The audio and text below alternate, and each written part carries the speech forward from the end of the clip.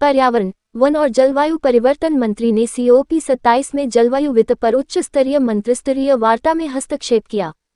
केंद्रीय पर्यावरण, वन और जलवायु परिवर्तन मंत्री श्री भूपेंद्र यादव ने आज COP 27 में जलवायु वित्त पर एक उच्च स्तरीय मंत्रिस्तरीय संवाद में हस्तक्षेप किया।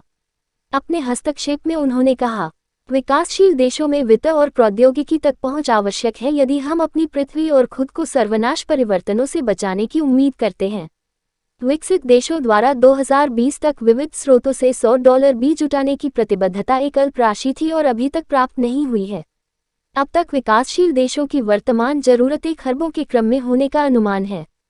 जलवायु वित्त के कई अनुमान हैं। OECD का अनुमान है कि 2020 में यह प्रवाह 83.3 बिलियन अमेरिकी डॉलर और 2018 में 79.9 बिलियन अमेरिकी डॉलर होगा, जबकि ऑक्सफैम ने 2017-18 में प्रति वर्ष 19-22.5 बिलियन अमेरिकी डॉलर जुटाने का अनुमान लगाया है। UNFCCC के अन्य अनुमान 2017 में 45.4 बिलियन अमेरिकी डॉलर और 2018 में 51.8 बिलियन अमेरिकी डॉलर हैं। जाहिर है, जलवायु वित्त में वास्तव में क्या शामिल है, इसकी कोई समझ नहीं है। पारदर्शिता और विश्वास सभी बहुपक्षीय चर्चाओं की रीढ़ हैं। जलवायु वित्त की स्पष्ट परिभाषा होने से पारदर्शिता और विश्वास को बढ़ावा मिलेगा, जो रचनात्मक विचार विमर्श को आगे बढ़ाने के लिए महत्वपूर्ण है।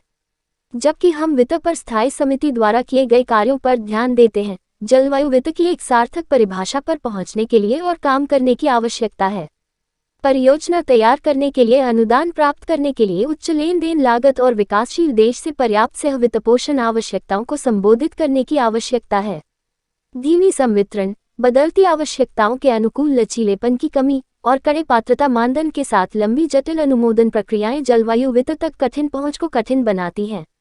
यह एक बैंक योग्य परियोजना पाइपलाइन की अनुपस्थिति नहीं है, बल्कि प्रक्रियाओं, दृष्टिकोण में अनम्यता और प्रत्यक्ष पहुंच संस्थाओं के संबंध में विश्वास की कमी है जो एक समस्या है। 2025 के बाद की अवधि के लिए नया सामूहिक परिमाणित लक्ष्य अनुदान रियायती अवधि पर एक महत्वाकांक्षी लामबंदी लक्ष्य होना चाहिए।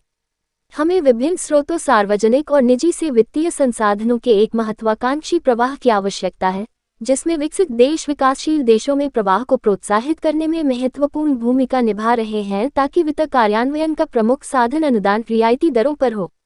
राष्ट्रीय स्तर पर निर्धारित योगदान और आवश्यकता निर्धारण रिपोर्ट आवश्यकता का अनुमान लगाने के लिए एक अच्छा आधार हो सकता है।